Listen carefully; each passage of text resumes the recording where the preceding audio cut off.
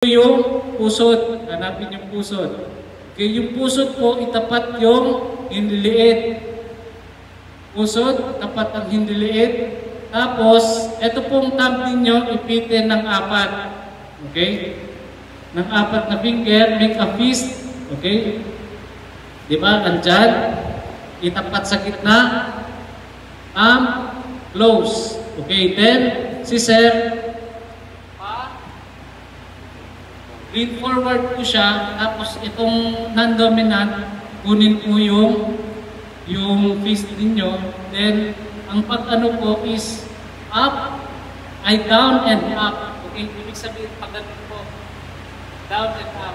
So, ulit-ulit lang po yan hanggang ilabas ngayong, itatry ko siya, mag-isa lang yung mana. Medyo masakit na sir ha. Okay, 1, 2, 3. Okay, masakit sir. Medyo masakit po ito, pero pag lakasan po ninyo, lalo na kung grabe yung choking niya, okay? Hindi ko na siya nalakasan. Paulit-ulit lang po, okay? Down and up, down and up. So, paulit-ulit yan hanggang mailabas o mawalan siya ng malay. Okay? Pag nawalan ng malay, okay na. Okay na. Pag nawalan po ng malay, ano nang gagawin? CPR. Yun.